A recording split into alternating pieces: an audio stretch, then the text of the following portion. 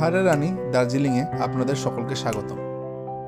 পূর্ববর্তী এপিসোডে আপনাদেরকে দেখিয়েছি আমরা কিভাবে দার্জিলিং পৌঁছালাম, এবং আজকে আমরা আপনাদেরকে দার্জিলিংয়ের দ্বিতীয় দিনে আমরা কোথায় কোথায় গিয়েছি, কি দেখেছি তা আপনাদের সামনে তুলে ধরব। আশা করি সাথেই থাকবেন, ভালো লাগবে।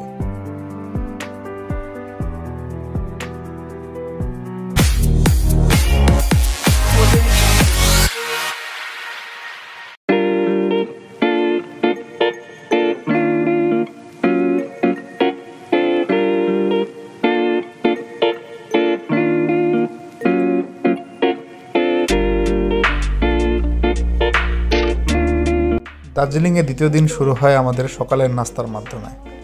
আমরা নাস্তা করি একটি পিওর ভেজ হোটেলে, যেটি ছিল দার্জিলিংয়ের মেল রোডের খুব কাছে, ক্লক টাওয়ারের ঠিক পেছনে। ছোট কিন্তু সাজানো গোছানো এই রেস্টুরেন্টটি খুবই মনোরম। আমরা সকলেই একসাথে বসে নাস্তার প্রিপারেশন নিচ্ছি। রাত্রেবেলায় খুব বেশি কিছু খাওয়া হয়নি, এজন্য আমরা সকলেই অনেক ক্ষুধার্ত ছিলাম। যে যার মতো খাবার চুজ করতে এবং অর্ডার দিতে ব্যস্ত। এরই মাঝে আমি কিছু ক্লিপস নিয়ে নিলাম। সবার মলিন মুখ দেখেই বুঝতে পারছেন সকলেই খুবই ক্ষুধার্ত। নাস্তা আসতে দেরি, কিন্তু খেতে নয়। তাহলে কেমন লাগছে? নাস্তার টেস্টটা খুবই আসলে অনেক মজা। টেস্ট অনেক মজা। নেবু বাবু কেমন লাগছে?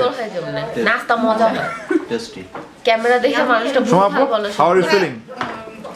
Super duper excited. কথা বলতে পারবো না কারণ আমি প্রচুর ক্ষুধার্ত। আমাকে আগে খাবার দিতে হবে, তারপর আমি কথা বুঝতে পারছি। বাসিম আপু? জি, খুবই ভালো লাগছে, আমি খুবই আনন্দিত। খাবারটা খেয়ে আরো বেশি আনন্দিত হব। ওই যে আমার জামাইটা মলিন মুখে বসে আছে, না খেয়ে সবার সাথে মেজাজ করতে করতে আসছে। খাওয়ার পরে একটু ঠিক হবে, এই আর কি। আর তুমি? আমিও খাবারের জন্য অপেক্ষা করতেছি, ক্ষুধা লাগছে অনেক। নাস্তা শেষে আর দেরি না করে আমরা আমাদের নির্ধারিত জিপে করে 7টি সাইট ভ্রমণের জন্য বেরিয়ে পড়লাম। এই 7টি সাইট ভ্রমণে আমাদের কাছ থেকে নিয়েছিল 3000 রুপি। আমাদের প্রথম গন্তব্য ছিল হিমালয়ান মাউন্টেনিয়ারিং ইনস্টিটিউট এবং জুলজিক্যাল গার্ডেন বা জুলজিক্যাল পার্ক, যেটাকে চিড়িয়াখানা হিসাবেও ধরা হয়।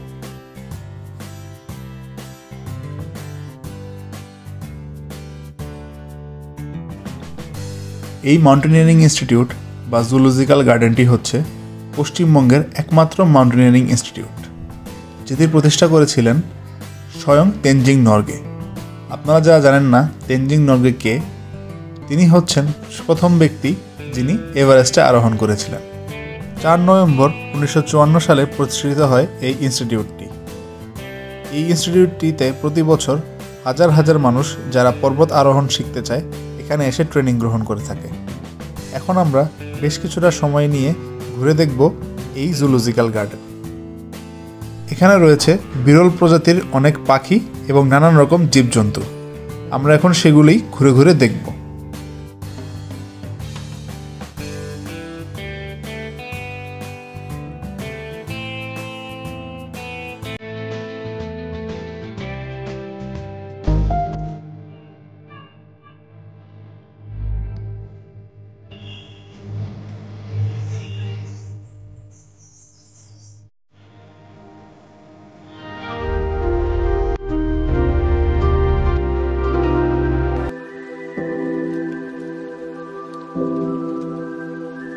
আমাদের এবারের ভ্রমণের বিশেষত্ব ছিল কাঞ্চনজঙ্ঘার অপরূপ সৌন্দর্য।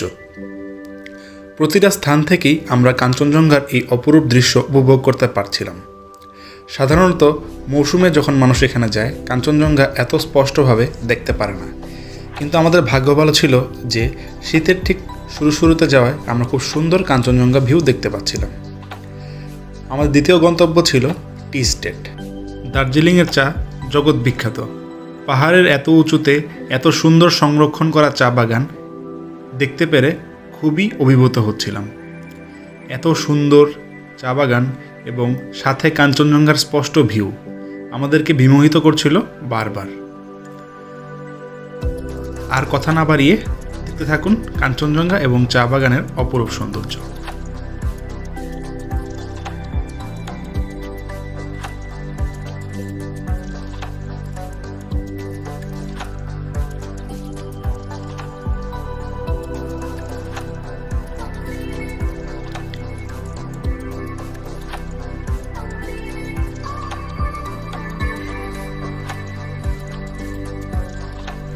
আকাশ পরিষ্কার থাকায় কাঞ্চনজঙ্ঘার এই দৃশ্য সকলকেই অভিভূত করছিল। আমরা কিছুক্ষণ এখানে ছবি তুলে সময় কাটিয়ে এখান থেকে আমরা চলে যাব তেনজিং রকের দিকে। বলে রাখা ভালো, এই টি স্টেটটির বাহিরে অসংখ্য ছোট ছোট চা বিক্রির দোকান রয়েছে। এখান থেকে দরদাম করলে অনেক সুলভ মূল্যে অনেক ভালো মানের চা এখান থেকে পেয়ে যাবেন। যারা বাসার জন্য নিতে চাচ্ছেন অথবা কাউকে গিফট করার জন্য চা নিতে চান, তারা অবশ্যই এখান থেকে চা নিয়ে থাকবেন। এই যে সামনে যে বড় পাথরটি দেখতে পাচ্ছেন, এটি হচ্ছে তেনজিং রক। এটি এখানে স্থাপন করেছিলেন, আবারও বলতে হয়, তেনজিং নর্গে, যিনি এভারেস্টে প্রথম আরোহণ করেছিলেন। মাত্র 200 রুপি খরচ করে এই পাথরটি ক্লাইম্বিং করার রোমাঞ্চ আপনি উপভোগ করতে পারেন। পায়ে সার্জারি থাকার কারণে এই রোমাঞ্চ থেকে বঞ্চিত হলেও আমার সফর সঙ্গী আনোয়ার হোসেন ভাই এই রোমাঞ্চ উপভোগ করতে একটু কার্পণ্য করেননি। বাংলাদেশ থেকে উনি বলে গিয়েছিলেন যে এই তেনজিং রকে তিনি অবশ্যই উঠবেন। দেখা যাক কিভাবে তিনি উঠতে থাকেন। একজন চটপটে ও হালকা পলকা মানুষ হওয়ার কারণে খুবই দ্রুত উনি উঠে গেলেন এই তেনজিং রকটিতে। ভাই, how are you feeling after this adventure? Good. এটা আসলে ওঠার এক্সপিরিয়েন্সটা অনেক ভালো। ওঠাটা বেশি ইজি, নামাটা একটু মনে হয় যে ভয় লাগে, বাট নামাটাও। Okay, happy? I am happy. আপনি কি দর্শকদের এটা রিকমেন্ড করবেন? অবশ্যই করবো, কারণ এটা হচ্ছে একটা অ্যাডভেঞ্চার। ঠিক আছে, okay. I would like to wish.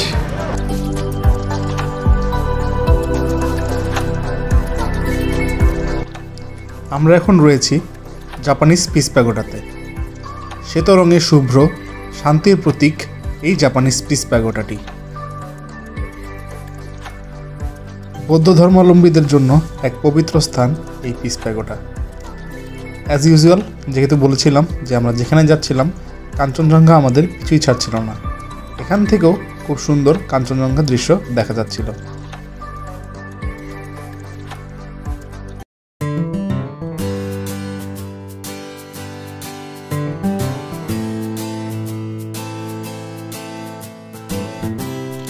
বলা হয়ে থাকে দার্জিলিংয়ের রোডগুলোর মধ্যে সবচেয়ে সুন্দর রক গার্ডেন যাওয়ার পথটি।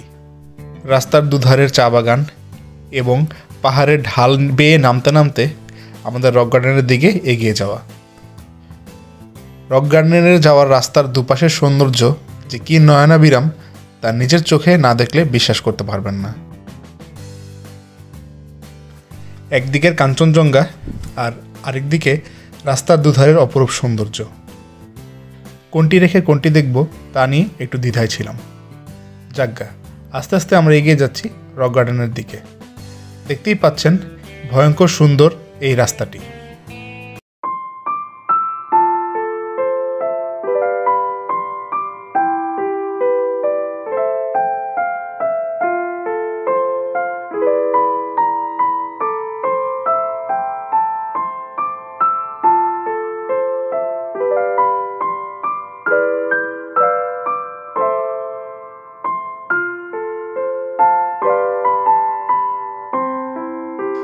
রক গার্ডেনের সৌন্দর্য দেখে সবাই কেমন যেন থমকে গেল। অপরূপ সৌন্দর্যে মোহমায় ঘেরা এই রক গার্ডেন। আমরা অনেক সময় এই রক গার্ডেনে থেকে রক গার্ডেনের সৌন্দর্য উপভোগ করলাম।